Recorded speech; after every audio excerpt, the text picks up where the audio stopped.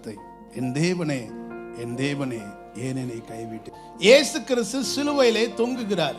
நல்லா கவனிக்கணும், அவர் 100% மனிதனாக இருந்தார், 100% தேவனாக இருந்தார். 100% அவர் மனிதனாக இருந்தபடியினால் நீங்களோ நானோ சிலுவையிலே தொங்கும் பொழுது எவ்வளோ வேதனை இருக்குமோ அவ்வளோ வேதனையையும் அவர் அனுபவித்தவர். சில மணி நேரங்கள் பிதாவின் பிரசன்னத்தையும் அவரால் பார்க்க முடியவில்லை. ஏனென்றால் மனிதருடைய எல்லா பாவங்களும் அவர் மீது சுமத்தப்பட்டது. உங்கள் பாவங்களே உங்களுக்கும் உங்கள் தேவனுக்கும் இடையாக பிரிவினை உண்டு பண்ணுகிறது என்று ஏசாயா சொன்னது போல் மனுக்குலத்தின் அத்தனை பாவங்களும் அங்கு சுமத்தப்பட்டபடியினால் பிதாவின் முகத்தை தரிசிக்க முடியவில்லை. எதை வேண்டுமானாலும் இழக்கலாம், ஆனால் பிதாவின் பிரசன்னத்தை இழந்து விட்டால் அது ரொம்ப கொடூரமானது. நீங்களும் நானும் கூட அந்த உணர்வு நமக்கு இருக்கணும். இந்த உலகத்தில் எதை வேண்டுமானாலும் இழந்து விடலாம், ஆனால் தேவ பிரசன்னத்தை நம்ம இழந்துடக்கூடாது. ஆமென், இழந்துடக்கூடாது. தேவன் நம்மை விட்டு விடுவார் என்று சொன்னால் அதை விட மோசமானது வேற ஒன்றுமே இல்லை. ஆண்டவருக்காக எதை வேண்டுமானாலும் இழக்கலாம், எதையும் இழக்கலாம். ஆனால் எந்த ஒரு காரியத்துக்காகவும் தேவனை இழந்து விடக்கூடாது. ஏன்னா அது கொடுமையானது, கொடூரமானது. அப்படிப்பட்ட பிதாவின் பிரசன்னத்தை ஏறக்குறைய 3 மணி நேரம் அவர் அனுபவிக்க முடியவில்லை. பிகாஸ் ஆஃப் த சின்ஸ், பாவத்துடைய விளைவு. பிதாவின் முகத்தை பார்க்க முடியல.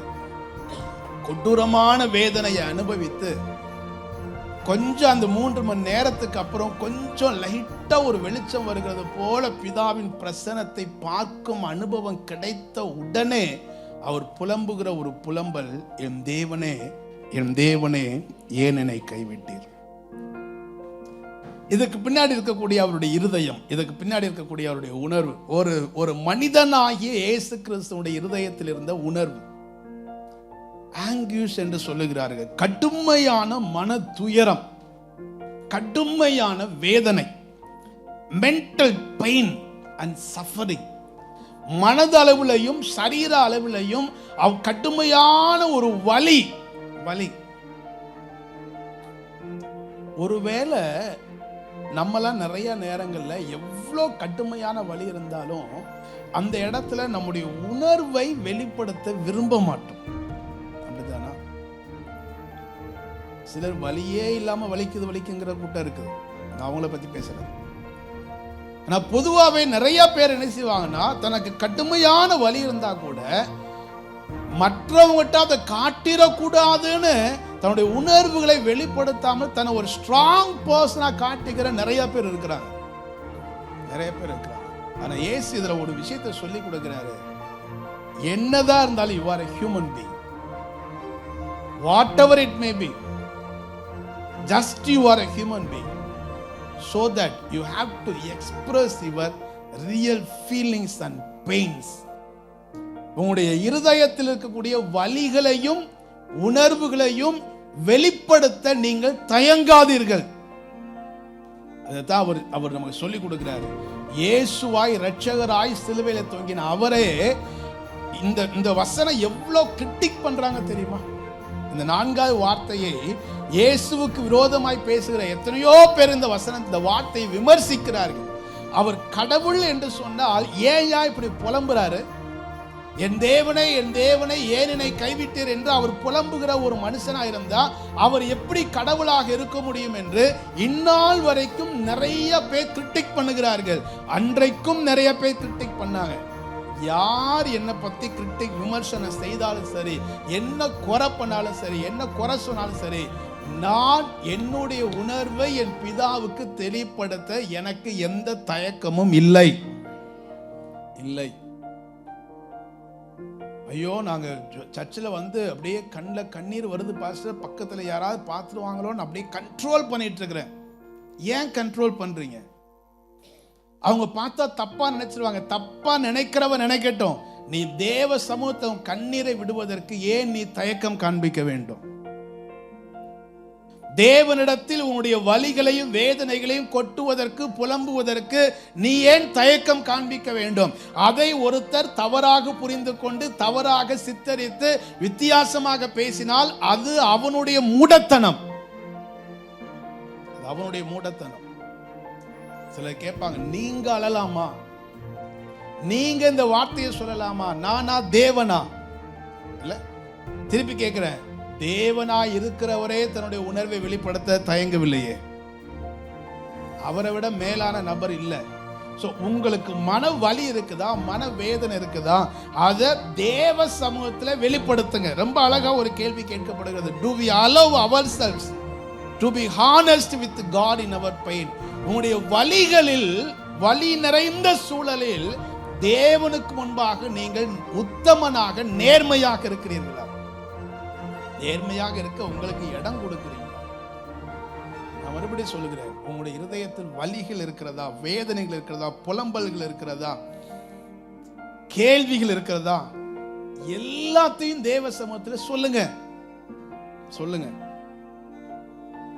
ஆண்டவர்கிட்ட ஜெபம் பண்ணும்போது உங்களுக்கு நிறைய குழப்பம் இருக்குதா, பதில் கிடைக்குதோ இல்லையோ, God, I bring you my questions. என்னுடைய கேள்விகளை உம்மிடத்தில் கேட்கிறேன். இதெல்லாம் என்னுடைய கேள்வி. கேளுங்க ஆண்டவர்கிட்ட. பொதுவாக இப்படி பிரசங்கம் கேள்விப்பட்டிருப்போம். தேவனை பார்த்து ஒரு கேள்வியும் கேட்கக்கூடாது, ஏன் என்று கேட்கக்கூடாது. நான் உங்களுக்கு சொல்றேன், உங்களுக்கு பதில் கிடைக்குதோ இல்லையோ, உங்களுக்கு ஆண்டவர்கிட்ட கேள்வி கேட்க தோணுதா, எல்லாத்தையும் கேட்டுருங்க. இயேசுநாதர் இந்த பூமியில வாழும் பொழுது அவர்கிட்ட 3000 கேள்வி கேட்டார்கள். கேள்வியே கேட்காதுன்னு இயேசு ஒருத்தனையும் பதில் சொல்லல. கேட்கிறவெல்லாம் கேளுப்பா, கேட்க விட்டாரு. ஆனா அவர் 3 கேள்வி தான் பதில் சொன்னார். 3000 கேள்வி கேட்டவர்களுக்கு திரும்ப இவர் ஒரு கேள்வி கேட்டார். எனக்கு பிறன் யாருன்னு ஒருத்தன் கேட்கிறான். உடனே ஒரு ஸ்டோரி சொல்றாரு, சமாரியன் ஸ்டோரி சொல்லிட்டு, இப்போ சொல்லப்பா உனக்கு பிறன் யார்? அதே கேள்வியை திருப்பி ரிப்பீட் பண்ணி கேட்டார். புரிதல் வந்துருச்சு. சமாரியன் தான் பிறன், எனக்கு அடுத்து யாரோ அவங்களு தான் எனக்கு பிறன். அந்த புரிதல் அவனுக்கு வந்துருச்சு. நீங்க ஆண்டவர்கிட்ட கேள்வி கேட்க தோணுதா, நிறைய கேள்வி கேளுங்க. கேள்வி கேட்டு முடிச்சுட்டு அவர் திரும்ப உங்களுக்கு என்ன கேள்வி கேட்கிறாங்கிறதை காது கொடுத்து கேளுங்க. ஏன்னா அவர் உங்களுக்கு திரும்ப ஒரு கேள்வி கேட்டார்னா உங்களை புரிய வச்சிருவார். உங்களை புரிய வச்சிருவார். God, I bring you my pain. என்னுடைய வலியை நான் உம்மிடத்தில் கொண்டு வருகிறேன். உங்களுக்கு என்ன வலி இருக்குதோ, என்ன வேதனை இருக்கிறதோ, என்ன கூப்பாடு இருக்கிறதோ, என்ன கூக்குரல் இருக்கிறதோ கத்துங்க, தப்பே இல்லை. தாவீதின் குமாரனே எனக்கு இரங்கும் என்று 2 குருடர்கள் கூப்பிட்டார்கள்.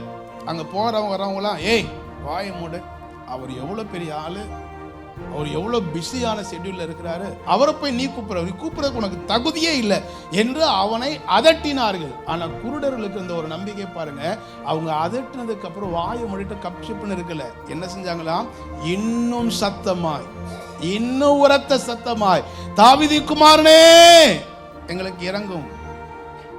இயேசு நின்றார், திரும்பி பார்த்தார், வாப்பான்னாரு, நான் உனக்கு என்ன செய்யணும்னாரு. நாங்க குருடனா இருக்கிறோம், நாங்க பார்வை அடையணும். It's a painful life. வலி நிறைந்த வாழ்க்கை, நாங்கள் பார்வை அடைய வேண்டும். ஓகே, பார்வை அடைவாயாக என்ன, பார்வை கிடைச்சிருச்சு.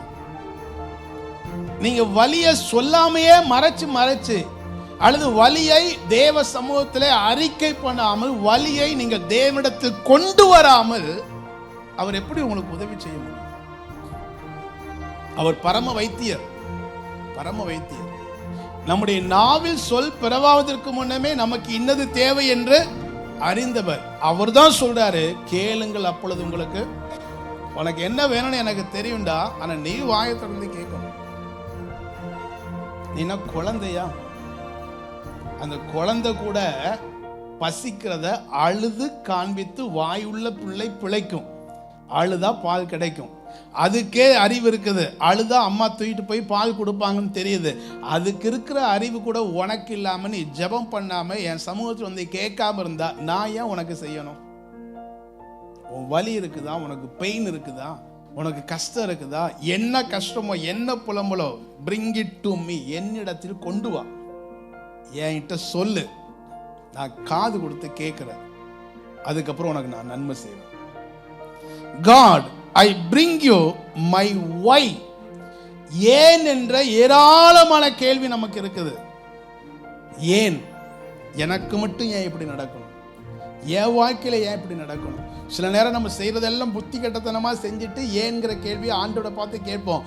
கேளுங்க, கேட்டதுக்கு அப்புறம் உன் புத்தியினத்தை அவர் உணர்த்துவதற்காவது இடம் வேண்டுமே. கேட்டதானே பதில் சொல்ல முடியும். நான் இன்னைக்கு கேட்டேன், ஏன்பா ஸ்பீக்கரை பக்கத்தில் வச்சிருக்கிறீங்க? இத்தனை நாள் தூரமா இருந்தது, என்னை விட்டு நீங்கள் போய்விட மனதா இருக்கிறீங்களோ மாதிரி தூரமா இருந்துச்சு. இன்னைக்கு ஏன் பக்கத்தில் வச்சிருக்கிறீங்க? ஏங்கிற கேள்வி கேட்டதுக்கு அப்புறம் தான் அதுக்கான காரணம் எனக்கு என்ன செய்யறாங்க சொல்றாங்க. ஏன் கேட்டதா காரணம் நமக்கு புரியும். ஆண்டவர்கிட்ட கேளுங்க, ஆண்டவரே ஏன் இந்த வாழ்க்கையில் இதை அனுமதிச்சிங்கன்னு கேளுங்க. சில நேரம் ஆண்டவர் பதில் சொல்ல மாட்டார், நேரடியாக பதில் வராது போல இருக்கும். ஆனால் நீங்கள் கேட்டுட்டீங்கன்னா உங்கள் மைண்டு ஃப்ரீ ஆகிடும். கேட்டதுக்கு அப்புறம் அவர் திருப்பி உங்கள்கிட்ட கேள்வி கேட்பார். அதுக்கு பதில் சொல்லி பாருங்க, ஒரு தெளிவு உண்டாகும். எப்பொழுதுமே உங்களுடைய உணர்வுகளை தேவ சமூகத்திலே வெளிப்படுத்துவதற்கு தயங்காதிருங்கள். ஏன்னா இந்த என் தேவனை ஏன் என்னை கைவிட்டீர் என்பது தீர்க்க தரிசனமாக 22ஆம் சங்கீதத்தில் எழுதப்பட்டிருக்கிறது என்று சொல்லியிருந்தாலும் தாவீதுடைய புலம்பலில் ஒரு சங்கீதம் அது. வாசிக்கலாமா? 22ஆம் சங்கீதத்தை வாசி நம்ம ஜெபம் முடிப்போம். என் தேவனே ஏன் என்னை கைவிட்டீர், எனக்கு உதவி செய்யாமலும் நான் கதறி சொல்லும் வார்த்தைகளை கேளாமலும் ஏன் தூரமாய் இருக்கிறீர்? சில நேரங்களில் நம்முடைய வாழ்க்கையில இப்படிப்பட்ட அனுபவத்துக்குள் தேவன் நடத்துவார். அப்படி நடத்தும் போது உங்களுடைய புலம்பல்களை நீங்கள் தேவனிடத்தில் சொல்லுங்க. அவர்கிட்ட ரொம்ப ஹானஸ்டா இருங்க. நம்ம எப்படி தெரியுமா, அவர்கிட்ட பேச மாட்டோம். அவர்கிட்ட ஏன் கேட்டால் அவர் கோச்சுக்குவாருங்க. கடவுள்கிட்ட ஏன் எவர் கேட்கறது, அதெல்லாம் கேட்கவே கூடாதுன்னு இப்படி சொல்லி ஊரில் இருக்கிற அத்தனை பேர்ட்டையும் அந்த கேள்வி கேட்டுப்போம். இயேசுநாதர் ஏன் எனக்கு இப்படி பண்ணார்? கேட்க வேண்டிய ஆள்கிட்ட கேட்டாதாங்க உங்களுக்கு பதில் கிடைக்கும். நீங்க ஊர்ல இருக்கிற ஆட்கள்கிட்டலாம் இயேசுநாதர்கிட்ட அவர்கிட்ட போய் கேள்வி கேட்க முடியுமா? ஏன் தான் இப்படி செஞ்சாருன்னு அப்படின்னு சொல்றதே என்னதுதான். அவரை பற்றி தப்பா இங்க புலம்பிட்டு இருக்கிறோம். ஏங்கிற கேள்வியை அவர்கிட்ட கேட்கறது பதிலா மற்றவங்கள்ட்ட எல்லாம் சொல்லிட்டு இருக்கிறோம். ஆண்டு சொல்லாரு, உனக்கு என்ன தேவைன்னு என்கிட்ட வந்து கேளு. அதுதான் தாவீது சொல்ல, எனக்கு உதவி செய்யாமலும் நான் கதறி சொல்லும் வார்த்தைகளை கேளாமலும் ஏன் தூரமா இருக்கிறீர்? அடுத்து, என் தேவனே நான் பகல்ல கூப்பிடுறேன், உத்தரவு கொடீர். இரவிலே கூப்பிடுகிறேன், எனக்கு அமைதி இல்லை. இஸ்ரவேலின் துதிகளுக்குள் வாசமாயிருக்கிற தேவரீரே. இடையிலேயே அவன் கர்த்தரை துதிக்கவும் செய்யறான், ஆனா புலம்பல் நிக்கல. அடுத்து சொல்றான், எங்கள் பிதாக்கள் உம்மிடத்தில் நம்பிக்கை வைத்தால் நம்பின அவர்களை நீர் விடுவித்தீர். உம்மை நோக்கி கூப்பிட்டு தப்பினார்கள், உம்மை நம்பி வெட்கப்பட்டு போகாதிருந்தார்கள். நானோ ஒரு புழு, மனுஷன் அல்ல, மனுஷரால் நிந்திக்கப்பட்டும் ஜனங்களால் அவமதிக்கப்பட்டும் இருக்கிறேன். புலம்பி தள்ளிட்டான். புலம்பி தள்ளி எல்லாத்தையும் புலம்பிட்டு கடைசியில் புலம்பலோட அவன் சங்கீதம் முடியல. கடைசியில் சொல்லுகிறான், ஒரு சந்ததி அவரை சேவிக்கும், தலைமுறை தலைமுறையாக ஆண்டுடைய சந்ததி என்னப்படும். அவர்கள் வந்து அவரே இவைகளை செய்தார் என்று பிறக்க போகிற ஜனங்களுக்கு அவருடைய நீதியை எப்படி ஆரம்பிச்ச எப்படி முடிக்கிற? முடிவில் இருதயம் விளங்கும். ஆரம்பத்தில் புலம்பலோடு ஆரம்பிக்கிறவன் புலம்பி புலம்பி புலம்பி புலம்பி புலம்பும் போதே தேவன் நடத்துதல் அவனுக்கு புரிய ஆரம்பிக்கிறது. அவன் புலம்பும் பொழுதே சில வார்த்தைகள் அவனுடைய மனதில் வர ஆரம்பிக்கிறது. கடைசியில் முடிக்கிறான், நம்பிக்கையோடு முடிக்கிறான். தன்னுடைய நம்பிக்கை மட்டும் இல்லை, தன்னுடைய சந்ததியின் நம்பிக்கையோடு முடிக்கிறான். ஆமென். புலம்ப பயப்படாதீங்க. இப்படி பிரசங்கம் கேட்டிருப்பீங்க, நீங்கள் ஒரு நாளும் புலம்பாதீர்கள்னு. நான் உங்களுக்கு சொல்லுகிறேன், புலம்பணும்னு தோணுதா தேவ சமூகத்தில் போய் புலம்புங்க. கேள்வி கேளாதீர்கள் என்று பிரசங்கத்தை கேட்டிருப்பீர்கள். நான் உங்களுக்கு சொல்லுகிறேன், நீங்கள் தேவ சமூகத்தில் போய் அவர்கிட்ட என்ன கேள்விலாம் கேட்கணும்னு தோணுதோ எல்லா கேள்வியும் கேட்டுருங்க. கேட்கறது மட்டும் இல்லை, நான் இன்னும் ஒரு ஸ்டெப் அதிகமாக சொல்றேன். என்னென்ன கேள்வி வருதோ எல்லா கேள்வி நோட்ல எழுதி வைங்க. காலங்கள் செல்ல செல்ல அத்தனை கேள்விக்கும் தேவன் பதில் கொடுப்பார். அந்த பதிலையும் சேர்த்து எழுதுங்கள். அல்லேலூயா. அவர்தான் நம்முடைய தேவன்.